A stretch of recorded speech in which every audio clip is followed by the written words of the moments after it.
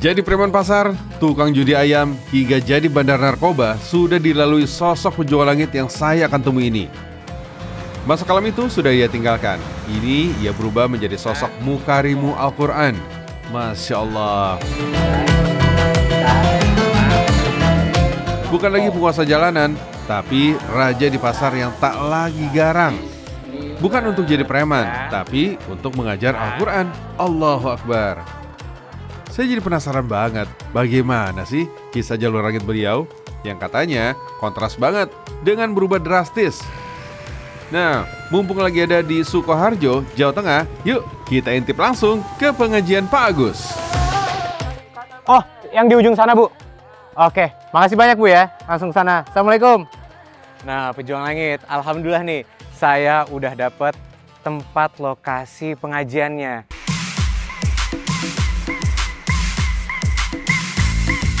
Oh iya tuh, ada Al-Quran ya. Yuk langsung aja kita tanyain.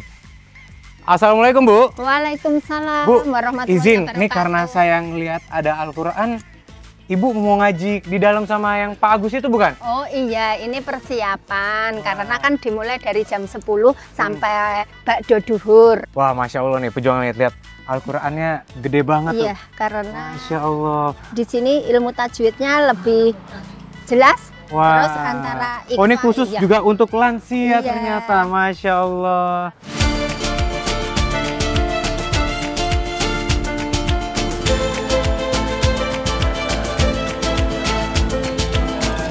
Ini jamaah kita Siap. selama 2 tahun, berjalan 3 tahun ini. Oke. Mohon maaf saya membantu mau mengupdate itu. Siap. Ya. Kasih. Makasih, Bu. Yeay. Wah, Masya Allah, pejuang langit. Ternyata beneran di dalam pasar loh ngajinya. Saya kira nggak cuma cerita-cerita doang. Taunya nih memang antusias para ibu-ibu pasar yang ingin belajar Al-Quran itu rame sekali. Ya udah, ini Pak Agus. Sebentar lagi setelah belajar ngaji kita ajakin ngobrol ya. Pejuang langit, benar-benar nggak nyangka ya, seorang Pak Agus yang dulunya seorang preman pasar, seorang penjudi sabung ayam, kini malah memakmurkan pasar, ngajarin ngaji. Subhanallah.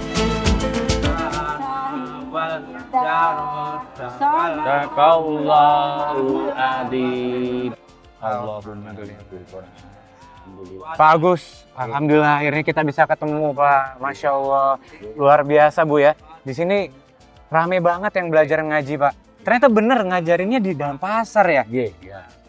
Kalau boleh tahu, ini ibu-ibu di sini tuh pedagang pasar semua. Iya, dalam pasar. Pak Agus, Nggih. saya penasaran nih, Pak. Nggih. Kan ini kalau saya lihat semuanya udah pada sepuh ibu-ibunya. Nggih. Ada kesulitan nggak ngajarin mereka, Pak? Enggak.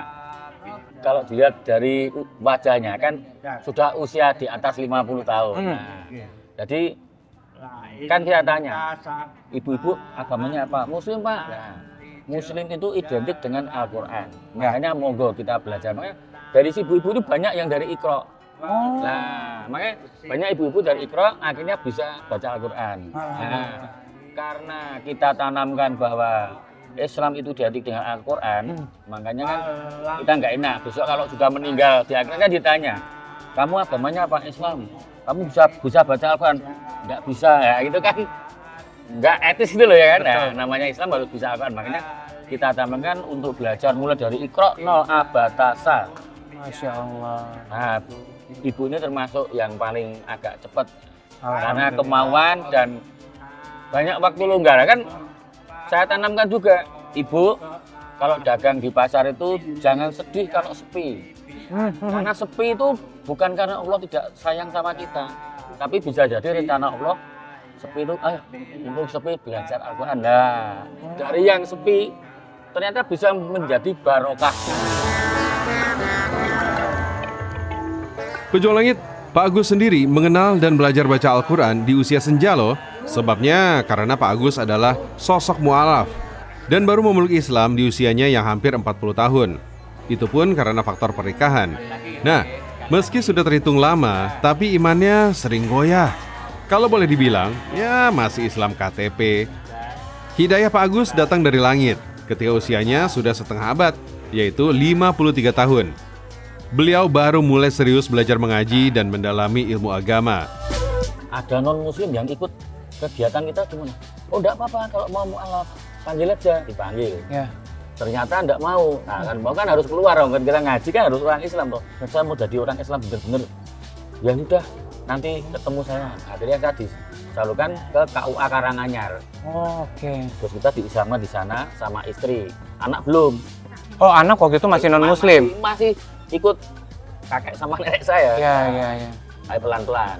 Nah, berjalannya waktu kita ngaji nyaman. Sekarang, saya diajak Pak Agus untuk keliling pasar. Sekalian pengen gali lebih dalam bagaimana hidupnya bisa berubah. Dulu Mas, Ya. ini itu kalau malam untuk tempat maksiat Mas. Jadi di situ ada 2 meja biliar.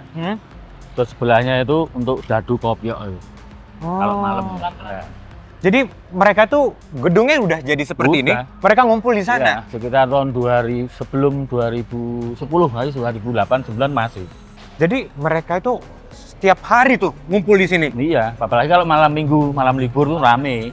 Oke, baik. Yes. Nah, kalau gitu apa yang membuat mereka keluar dari sini, Pak? Nah, setelah kita bikin itu namanya Pengajian? besaran, ya pengajian besaran udah bebas aksara Al-Quran. Mereka dengan sendirinya itu membubarkan diri Tanpa dibubarin? Saya nggak pernah membubarkan, nggak pernah menyatakan kok nggak boleh itu enggak. Mereka percaya dengan dirinya. Mungkin kan ada juga teman-teman kita dulu zaman maksiat itu kan. Mungkin Ya. karena sungkan atau gimana, Ya. akhirnya mereka malah ada ditampung sama namanya grup pengajian. Di dalam situ ada namanya Tongji, Oke. tongkrongan ngaji.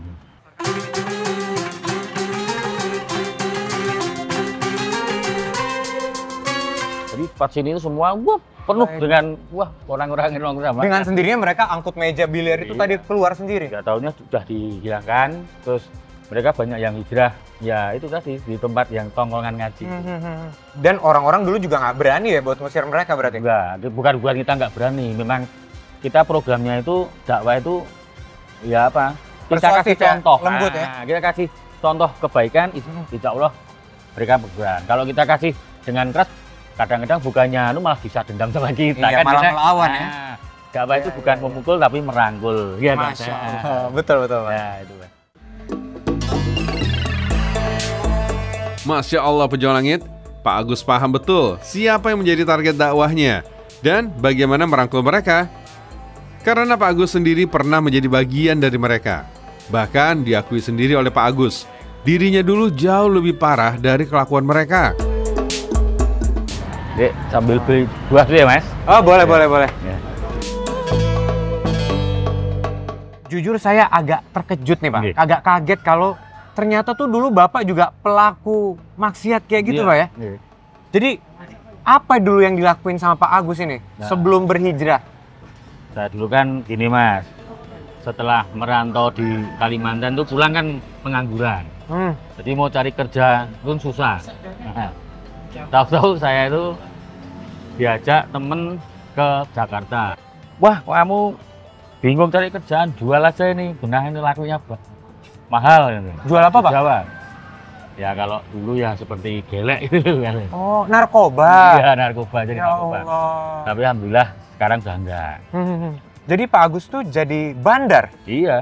Wah, sampai segitunya Pak ya. Cuman gara-gara waktu itu nggak punya pekerjaan Nggak tadi. punya pekerjaan juga nggak punya iman juga kan itu kalau Oh. kan waktu itu kan kita kan masih apa belum ngaji belum apa-apa jadi masih ya terombang-ambing itulah. Tidak hanya jadi bandar narkoba selama bertahun-tahun, tapi Pak Agus juga pernah jadi penjudi sabung ayam.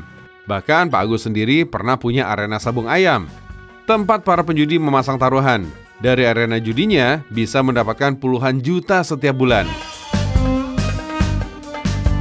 Nah, ini Mas kita lihat-lihat ayam dulu ya Mas ya. Ya. Ini keingatan zaman dulu juga ini Mas. Kenapa tuh? Iya saya pernah jadi penjudi sabung ayam Oh. malah saya jadi panitia Panitia. Berarti nyediain tempat. menyediakan tempat. Ya Allah, Pak. Nah, Jadi dulu setelah jadi bandar. ya, kan kita punya kegiatan pertamanya cuma di pasar, ngadu ayam Jawa gitu kan, Baik. yang taruhan kecil-kecil. Terus kita punya pemikiran, wah ini kalau dijadikan besar-besaran, wah lumayan juga hasilnya. Jadi itu dulu memang ayam-ayam ini Bapak berarti ngumpulin orang juga waktu itu? Iya, ngumpulin orang. Termasuk nyebarin, oh saya ada tempat nih, main di tempat saya gitu? Kan ada undangannya juga. Oh, jadi memang, apa namanya, memang ada terorganisir lah ya bahasanya ya? Iya, organisir. Oke. Nah, terus apa yang membuat akhirnya itu Bapak melepaskan sabung ayam tadi? Ya, karena kita kan sudah umur juga, Pak. Jadi tahun 2018 itu kan umur saya sudah sekitar 49. Oke. Berarti mendekati 50 kan. Nah, kita kan punya pemikiran juga. Kalau yang tua itu nanti akhirnya kan larinya ke mati tuh kan. Iya. Pokok dari kecil sampai tua maksiat terus. Nah, kebetulan saya itu diajak teman saya, yuk masuk ngaji gitu. Tapi ngajinya bukan di masjid. Saya ngajinya di SFA, jadi resto. Oh, jadi kita ajak makan-makan. Nah, dulu namanya pengajiannya Atoba. Baik. Diajak sama teman saya yang diseniori sama Mas Munir sama Mas Didi. Nah, itu di sela-sela makan itu disisipkan tausiah itu ngobrol tentang agama. Baik.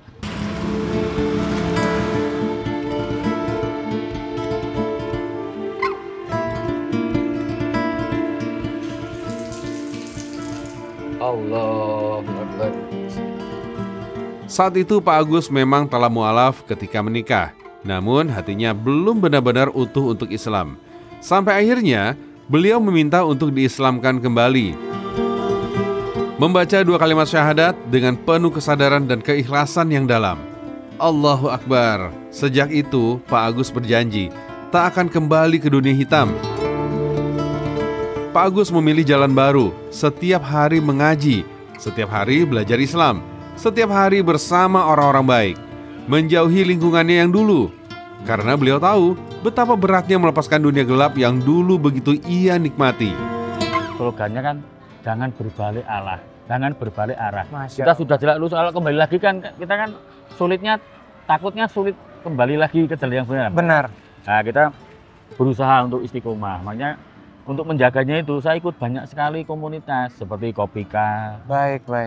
Expas, terus Sarkokam yang di cabang Blimbing itu yang banyak sekali menginspirasi saya. Yang sekarang baru-baru ini kita bikin sama-sama marginal. Jadi maos Al-Quran dan ngaji di terminal. Ini terminal Jongke Karanganyar. Berarti nggak cuma Mas di Iba. pasar nih ya, Enggak, di terminal juga. Jadi kita memang cari yang tempat yang ekstrim, yang mereka tempat yang anak-anak nakal, ya kita ajak. Oh, dirangkul lagi. Nah, kalau anak baik dirangkul kan gampang, itu tugasnya Ustadz yang sudah baik-baik. Kita anak jalannya yang ngajaknya anak jalanan. Saya jadi teringat dengan hadis yang guru saya sampaikan, bahwa teman dan lingkungan akan menentukan keimanan dan agama seseorang. Rasulullah SAW bersabda, seseorang itu tergantung agama temannya. Maka hendaklah salah seorang dari kalian melihat siapa yang dijadikan teman dekat.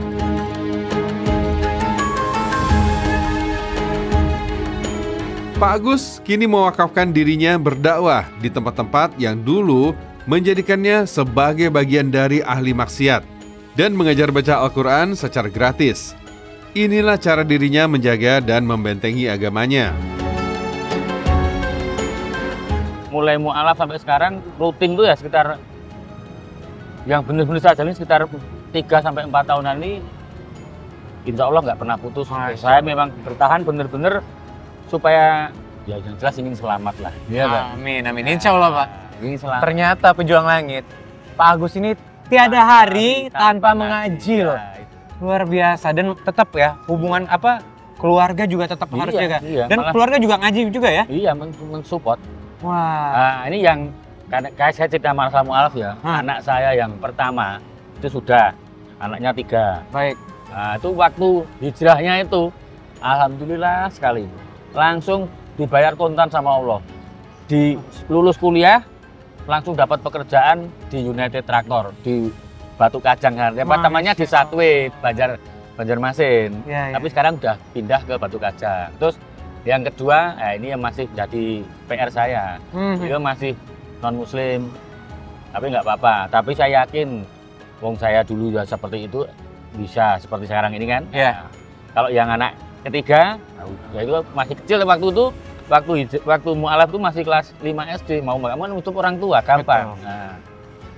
Nah, keberkahan yang Pak Agus rasakan sekali ke keluarga, ke kehidupan itu gimana Pak? Setelah menjadi mualaf yang baik, menjadi bermanfaat buat sekitar. Yang jelas sih tenang Mas, hidupnya tenang. Punya uang, nggak punya uang itu tenang. Nanti kalau di rumah, kalau kita nggak punya uang ya udah buka Al-Quran, baca Al-Quran, kita nongkrong. Karena kita pelihara ayam ya, kasih makan ayam kan nyantai. Kalau dulu kan enggak, karena kita hidupnya di perjudian kan. Besok acara ke sana, besok mikir ke sana. Kalau nggak punya uang kan bingung cari pinjaman ke sana ke sana. Oh ini Mbah? Iya, ini Mbah Hadi. Ya. Assalamualaikum Mbak, salam kenal, saya Anok. Ya Bu. Wah, Masya Allah. Bu, tadi Mbah saya itu habis ketemu sama Pak Agus. Katanya Mbah ini salah satu yang paling sepuh yang belajar ngaji di sana. Kalau boleh tahu umur berapa sekarang Mbah? 86. Masya Allah, 86 tahun. Iya, 86. Wah, udah sepuh ini ya. Nah, Kebetulan kan kancane mriki rupane. Teman-temannya sejajaran dia sudah meninggal semua. Tinggal beliau aja yang masih eksis di pasar gitu. pasar. Iya. Masya Allah. Nah Mbah, saya itu salut ngeliat Mbah walaupun usia udah tua begini Mbah, tapi masih semangat buat belajar ngaji loh. Semangat. Nah, itu mulai belajar ngajinya tahun berapa Mbah? Baru 2 bulan. Ya dari Baru 2 tahun belakangan. Iya. Start juga mulai dari Iqra.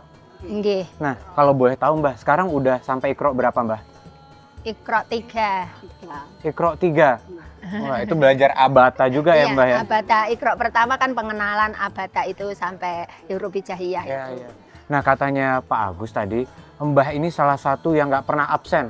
Iya. Selalu hadir. Pertama kali kalau Ustadz udah datang, beliau hadir nomor 1.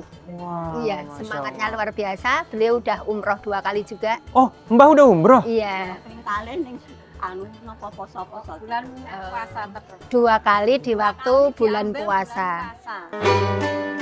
Penjual langit, subhanallah, Mbah Hadi ini sudah umroh 2 kali, tapi belum bisa baca Al-Quran. Namun sejak ada kegiatan mengaji di pasar dengan Pak Agus dan komunitasnya, kini Mbak Hadi udah bisa baca Iqra. Alhamdulillah. Bahkan beliau ini jamaah yang paling istiqomah loh. Masya Allah. Apa sih Mbah yang Mbah pengen dapatkan nih dengan usia yang sudah tua tapi tetap semangat untuk belajar ngaji? Kenapa Mbah? Ini remen ngoten iki. Pengen.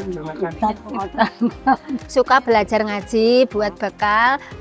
Dia juga dapat di dunia dan juga di akhirat gitu. Masya Allah. Moga-moga nanti kalau pulang dipanggil Allah dalam keadaan husnul khotimah gitu. Amin, amin Mbah. Luar biasa pejuang langit. Saya ini, wah jadi tertampar Mbah. Saya tadi bilang ke Pak Agus, kalau saya tuh kadang sibuk kerja, lupa ngaji. Lupa kalau ternyata bekalnya itu justru ngaji tadi ya. Penjual langit, dari warung sederhana ini dengan suaranya yang halus dan pelan, Mbah Hadi bilang ke saya, "Nak, sisa tenaga Mbah hanya untuk ibadah. Sisa ingatan Mbah hanya untuk menghafal qalamnya. Aku ingin pulang ke hadapan Allah Subhanahu wa Ta'ala, membawa bekal meski sedikit." Penjual langit, dengan pengajian Pak Agus ini membuka jalur Mbah Hadi untuk mengenal firman Allah Subhanahu wa Ta'ala yang sejak dulu ia tak pernah sentuh. Satu hurufnya akan jadi bekal yang indah untuk dirinya menghadap Sang Pencipta. Penjual langit, dari Mbah Hadi dan Pak Agus, saya semakin yakin dan percaya bahwa tidak ada kata terlambat. Fisik mungkin bisa renta, umur sudah senja, tapi itu bukanlah penghalang dalam mencari ridha Allah Subhanahu wa Ta'ala. Tidak ada kata tidak mungkin. Selama nafas dan detak jantung masih berdetak, kita masih diberi kesempatan untuk mengenal Sang Pencipta lebih dekat. Allahu Akbar. Gak lama kemudian saya punya anak umur setahun 3 bulan, Najmah Sakinah namanya. Pas mulai kena tumor otak, motorik tubuhnya mulai udah nggak bisa dipakai, mulai dari jalannya, habis itu. Jadi hanya kelihatan senang sedihnya di matanya. Ekspresi matanya. Ekspresinya. Jalan mau ngamen, aku jalan mau ngamen, dengan gambusku di tangan, aku jalan mau ngamen.